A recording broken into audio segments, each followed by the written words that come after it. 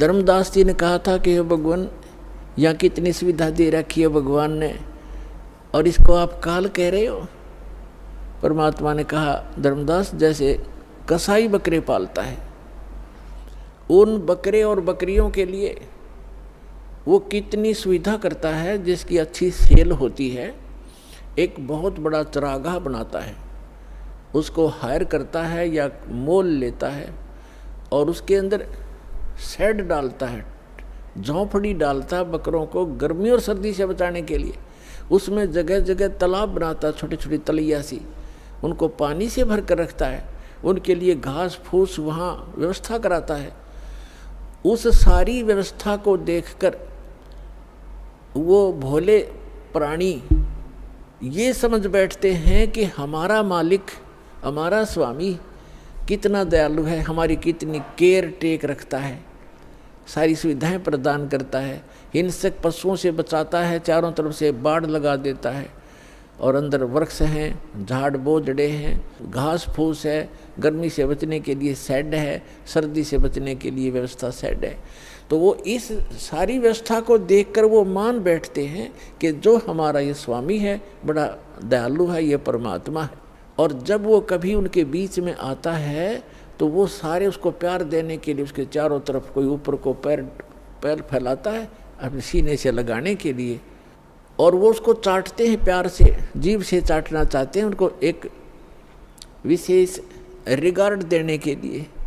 वो तो चाट रहे हैं जीभ से, और वो कसाई देख रहा है से हाथ लगा के, और वो खुश होते हैं कि हमारा मालिक हमसे प्यार कर रहा है। वो देख रहा है कि ये कितना मांस हो गया, कितने का बिकेगा, और वो सोच रहे हैं मुझे हमें प्यार कर रहा है।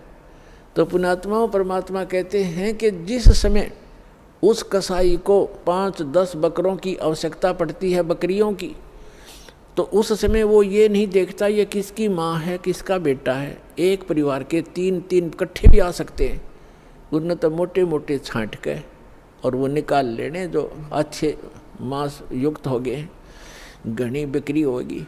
तो उस समय उन बकरों को भी पता होता है, उनके अंदर करड़ा ऐसे भागते ही इधर उधर दौड़ जाते, उनको मालूम है कि कहीं इनको खतरे के स्थान पर ले जा रहा है, इतना उनकी आत्मा में आभास होता है। तो कहने का भाव ये है कि इसी प्रकार जो यहाँ की सुविधाएं आप देख रहे हो धर्मदास, परमात्मा कह रहे हैं कबीर भगवान, इन सुविधाओं को देखकर तो ऐसा लगता है जैसे बड़ा दयालु भगवान है, और उस समय तुम्हारी बुद्धि पर पत्थर गिर जाते हैं। किसी का बेटा मर गया, किसी की बेटी मर गई, एक परिवार के 3-3, 4-4 सदस्य मर जाते हैं। यहाँ एक बता रहे थे, कोई सरसा से सत्संग सुनकर जा था, गाड़ी के अंदर 16 सदस्य थे एक का परिवार के, बूढ़ा बूढ़ा घर रह गया था, 16 के 16 एक्सीडेंट में मर गए।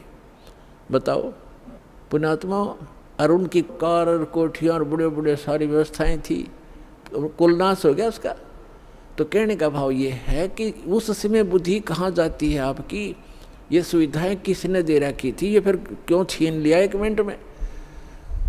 तो इसको काल कहते हैं, और जो केवल सुख सुख दे उसको दयाल कहते हैं, उसको परमात्मा कहते हैं। आप इसको परमात्मा मान बैठे हो, लेकिन ये परमात्मा नहीं है।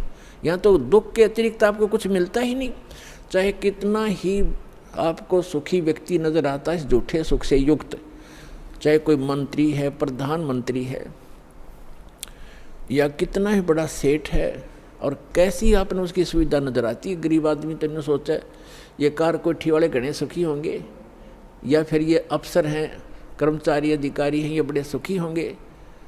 सुख नाम की वस्तु नहीं यहाँ पर इस गंदे लोक में, सबके टेंशन ग्रस्त रहती हैं, सारा दिन ऊपर से दिखे चौपड़े और अंदर तो इनके खराब हो रहे हैं खोपड़े, किसी ने देख लेते।